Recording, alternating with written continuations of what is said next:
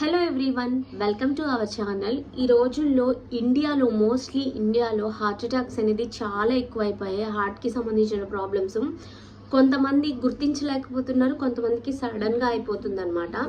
So ఎవరైతే notice చేస్తున్నారో, అంటే కొన్నిసార్లు ఏమైందంటే సూదితో కూర్చున్నట్టు ఉండి ఆగిపోవడం, అలా మనం ఏమనుకుంటాం, ఏదో నిద్రలో రాంగ్ పొజిషన్లో పడుకున్నామేమో అందుకే ఇట్లా అయిందేమో అనుకుంటాం. కొంతమందికి షోల్డర్ పెయిన్, ఇక్కడ కూడా నొప్పి వస్తుంది. ఎడమ చేయిలో ఎక్కడ నొప్పి వచ్చినా సరే ఏదో ఒక ప్రాబ్లం ఉన్నట్టే. సో అలాంటప్పుడు మనం ఏం చేయాలి? ప్రతిదానికి మనం డాక్టర్ దగ్గరికి పరిగెత్తలేము కదా. బట్ మనకి ఏదైనా ప్రాబ్లం వచ్చిన తర్వాత మనం హాస్పిటల్కి వెళ్ళడం కంటే ఇక్కడ ముందు ఏదైనా కేర్ తీసుకోవడం అనేది చాలా మంచిది. అండ్ నాకు తెలిసిన ఒక రెమెడీ చెప్తాను. ఇది చాలా చాలా పవర్ఫుల్. మీరు కావాలంటే ట్రై చేసి చూడండి. అది వర్కౌట్ అవ్వకపోతే కావాలంటే నా ఛానల్కి రిపోర్ట్ కూడా చేయండి.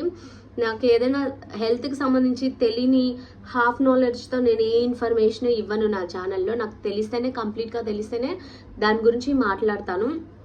యాక్చువల్గా అయితే నేను షార్ట్ పెడదాం అనుకున్నాను, కానీ ఇది చాలా ఇంపార్టెంట్ విషయం. అందుకే నేను ఇట్లా వ్లాగ్ రూపంలో మీ ముందుకైతే తీసుకొచ్చాను. అండ్ ముందుగా హార్ట్ ప్రాబ్లమ్స్ రావడానికి మెయిన్ ఈ రోజుల్లో కనిపిస్తున్న రీజన్ ఏంటంటే బ్యాడ్ కొలెస్ట్రాల్, బ్లడ్ సర్క్యులేషన్ మంచిగా అవ్వకపోవడం, దానికి ఒక పెద్ద రీజన్ అనమాట. సో నాన్ వెజ్ తినే వాళ్ళు కొంచెం తగ్గించుకుంటే మంచిది. అండ్ ఎగ్ తినే వాళ్ళు కూడా దాంట్లో ఎల్లో పార్ట్ తీసేసి వైట్ తింటే మరీ మంచిది. అండ్ లేదు అంటే కనుక మంచి ఫుడ్, మంచి నిద్ర, మంచిగా వాటర్ తాగడం, ఇవి చాలా ఇంపార్టెంట్.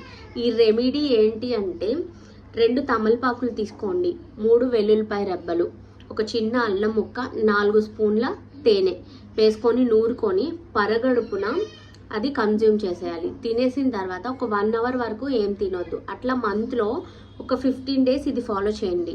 అది మీకు బెటర్ అయింది, మీకు ఆ నొప్పి రావడం తగ్గిపోయింది అనుకుంటే 6 మంత్స్కి ఒకసారి, 2 మంత్స్కి ఒకసారి మీకు కుదిరిన దాన్ని బట్టి మీకు అది బాడీకి మంచిగా సూట్ అవుతుంటే కంటిన్యూ చేసుకోవచ్చు. లేదంటే 6 మంత్స్కి ఒకసారి అట్లా చేసుకుంటూ ఉంటే గుండెలో ఉన్న